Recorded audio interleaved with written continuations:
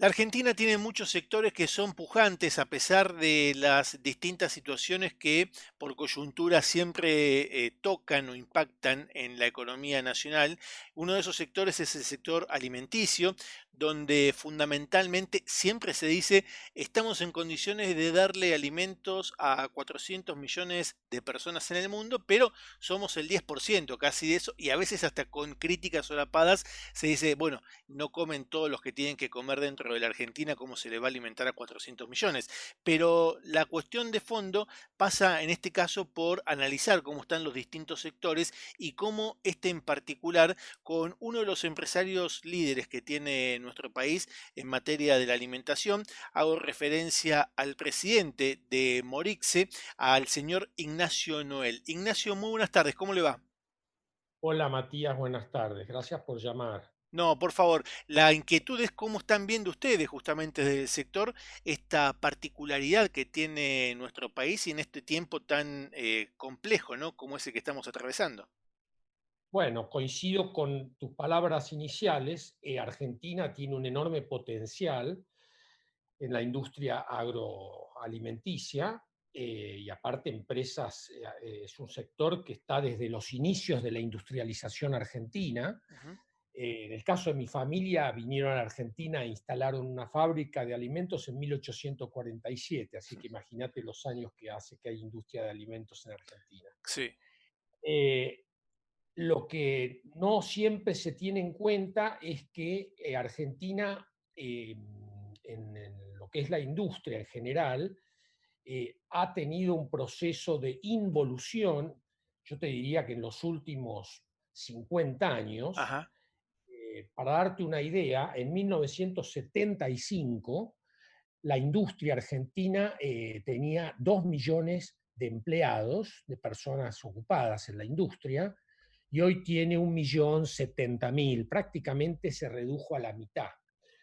Es verdad que, bueno, ha habido progreso tecnológico, pero para darte una idea, Alemania tiene el 27% de su población económicamente activa en la industria, ocupada en la industria. Ujú. Argentina lamentablemente se ha involucionado y exporta bienes primarios sin valor agregado. Nosotros, en el caso nuestro de la empresa, intentamos justamente agregarle valor a las materias primas del campo argentino.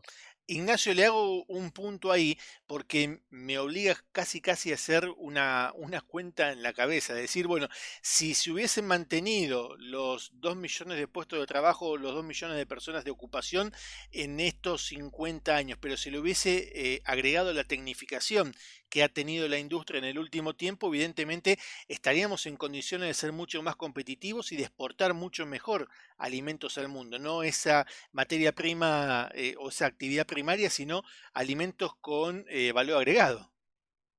Bueno, justamente, o sea, y habría además un bienestar general mucho mayor, porque, para darte una idea muy modesta, si el país a lo largo de esos 45 años, desde 1975 en adelante, hubiera crecido al 2% anual Ujú. durante esos 45 años, nosotros hoy tendríamos una producción que sería 2 veces y media la que tenemos. Claro. Eh, con lo cual, eso significa, bueno, 2 veces y media el Producto Bruto o el ingreso per cápita, porque la industria además tiene una particularidad y es que un puesto de trabajo en el sector industrial, en Argentina y en el mundo, produce 4 veces más que en otros sectores Sí, que en servicio términos de claramente.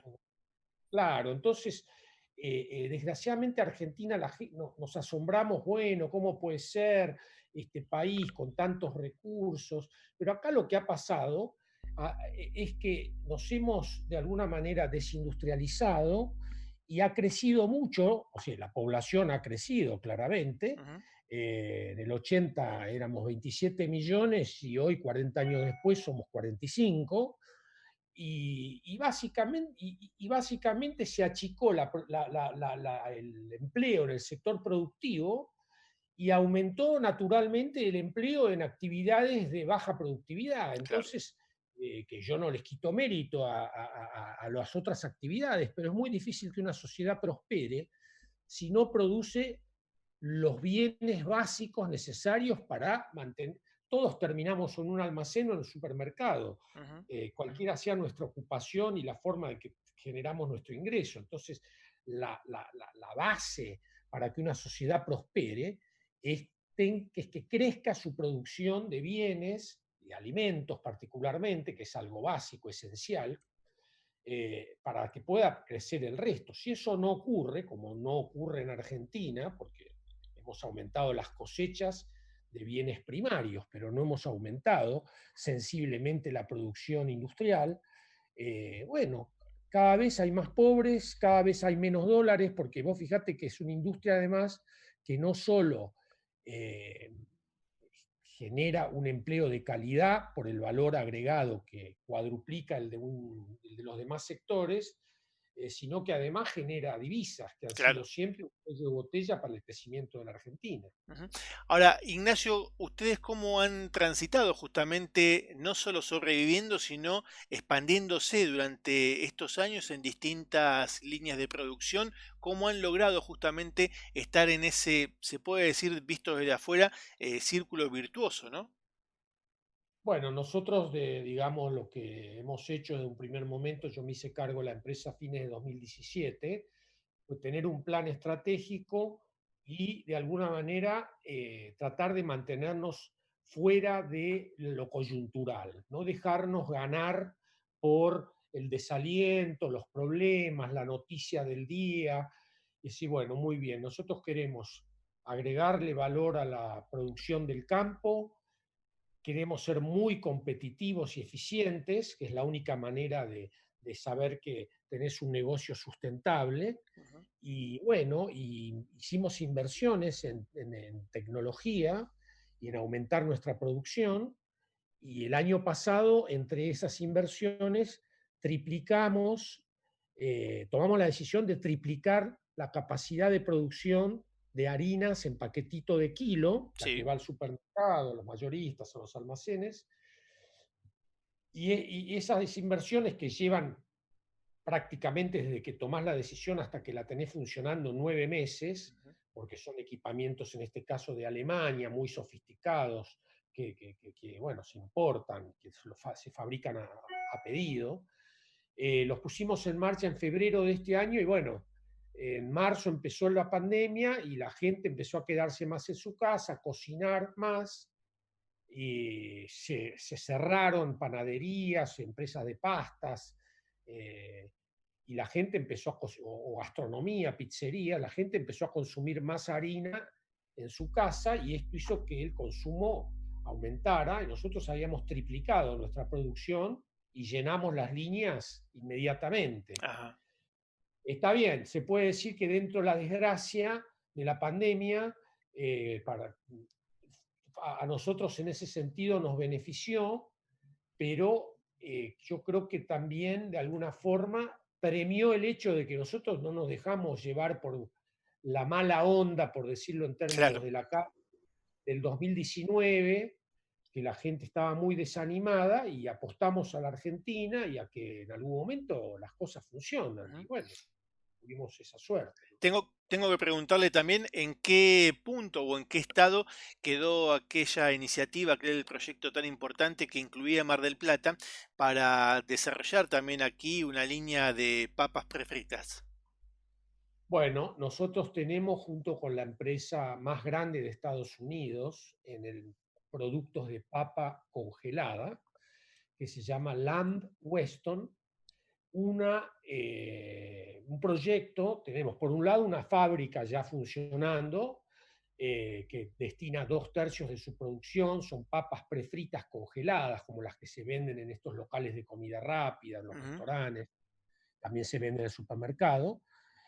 Nosotros con ellos hemos hecho una asociación en octubre del 2015, por partes iguales en esta empresa que tenemos en Argentina, actualmente en Munro, y con un proyecto que se anunció oportunamente en Mar del Plata para el Parque General Sabio, instalarse allí, que bueno, por todas estas idas y vueltas a la Argentina,